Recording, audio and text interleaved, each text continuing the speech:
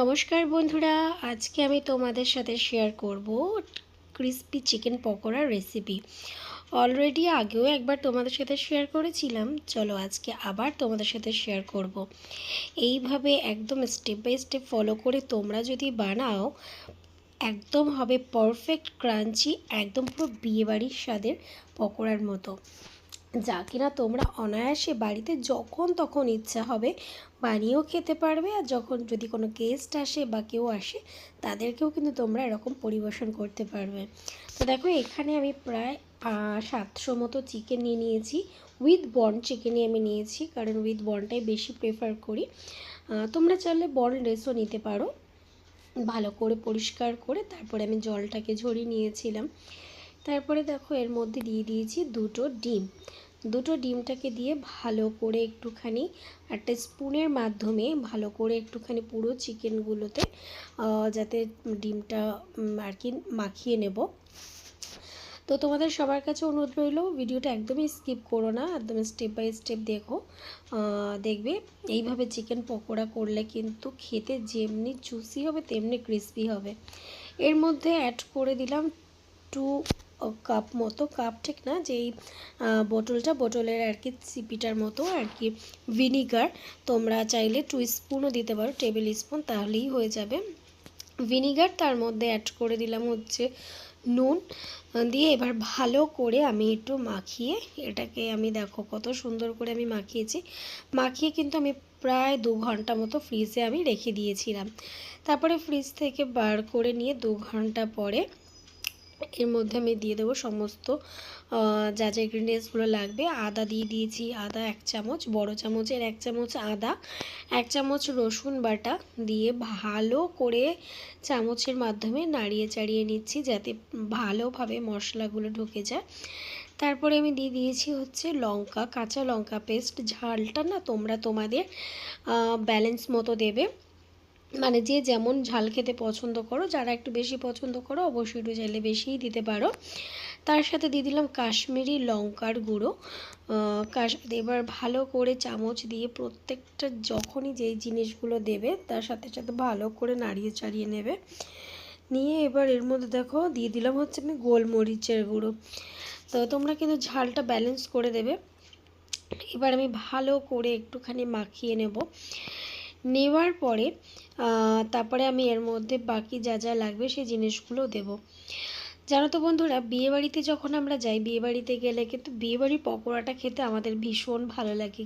আমার তো লাগে, তোমাদের কার কেমন লাগে অবশ্যই কিন্তু জানিও। তখন বাড়িতে যখন আসি তারপরে ভাবি যে এই বিয়েবাড়ির মতো যদি একটু পকোড়া হয়, ঠিক এইভাবে তোমরা যদি বানাও একদম কিন্তু বিয়েবাড়ির মতোই পকোড়া হবে। কথা বলতে বলতে তোমাদের সঙ্গে দেখো, এর মধ্যে আমি অলরেডি দিয়ে দিলাম কর্নফ্লাওয়ার, আর দিয়ে দিলাম কিন্তু একটু চালের গুঁড়ো, তারপরে দিয়ে দিলাম কিন্তু বেসন। তোমরা একটু পরিমাণ মতো দেবে, বুঝে আন্দাজ করে। তারপরে দেখো থিকনেসটা কিন্তু ঠিক এমনিই হয়ে যাবে। ভালো করে স্পুনটা দিয়ে আমি কিন্তু মাখিয়ে নিয়েছি। দেখেছো যে জলটা ছিল, পুরো জলটা কিন্তু চালের গুঁড়ো, কর্নফ্লাওয়ার, বেসনের সাথে কিন্তু পুরো মাখো মাখো হয়ে গেছে। আর দেখো আমি উইথ বর্ন নিয়েছি। এরপর আমি দিয়ে দেবো কিন্তু লঙ্কাগুলো কুচি কুচি করে ছোট ছোট করে দিয়েছি। তোমরা যদি মনে করো কাঁচা লঙ্কা মুখে পড়লে ভালো লাগবে না, তোমরা লঙ্কা পেস্টও কিন্তু চাইলে ইউজ করতে পারো। আর দিয়ে দিয়েছি একদম পেঁয়াজ, একটা ভালো করে চপিং করে নিয়ে পেঁয়াজ দিয়ে দিয়েছি। দিয়ে এবার ভালো করে মাখিয়ে আবার আধা ঘন্টা 1 ঘন্টা মতো আমরা রেখে দেবো। তোমরা চাইলে এর মধ্যে একটু ধনেপাতার কুচিও দিতে পারো, অপশনাল, আমার কাছে ছিল না তার জন্য আমি স্কিপ করে গেছি। তো তোমরা চাইলে দিতে পারো, খেতে কিন্তু ভালো হয়। আর হ্যাঁ, চালের গুঁড়োটা কিন্তু অবশ্যই একটু রেখো, এতে কিন্তু একটু ক্রাঞ্চিও হবে। তো ব্যাস, এবার আমি চটপট ভেজে নেব। তো দেখো, কড়াইতে একটু অল্পই প্রথমে তেল দিয়ে নিয়েছিলাম, কারণ নুন সব ব্যালেন্স আছে কিনা তাই দেখার জন্য আগে একটু অল্প করে ভেজে নিয়েছিলাম। তখন কড়াই গরমও হয়ে গেছে, গরম হয়ে যাবার তেলও দিয়ে দিয়েছিলাম অল্প করে, আগে অল্প করেই ছেড়ে আর কি চিকেনগুলো দেখলাম। তো এবার একটুখানি পুরো একদম গোল্ডেন ব্রাউন করে ভাজবে পকোড়াটা, আর খেতে কিন্তু হয় দুর্দান্ত।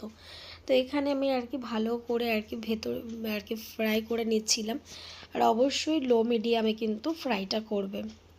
প্রথমে যদি বেশি হিটে ফ্রাই করো তাহলে কিন্তু ভেতরটা কিন্তু কাঁচা থাকবে, বাইরেটা কিন্তু কালার এসে যাবে। তো আমি দেখো লো ফ্লেমে আমি কিন্তু এক এক করে কিন্তু আমি চিকেনগুলোকে ভেজে নিয়েছি।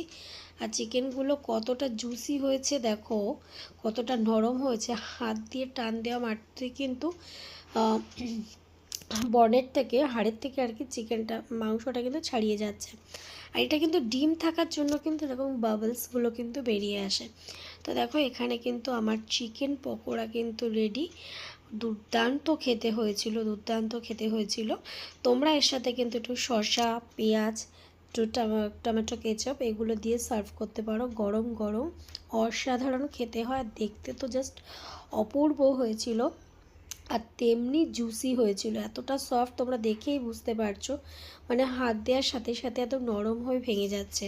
তো অবশ্যই তোমরা এইভাবে ট্রাই করো। কেমন লাগলো কমেন্ট করে জানিও, ভালো লাগলে লাইক শেয়ার সাবস্ক্রাইব করে দিও।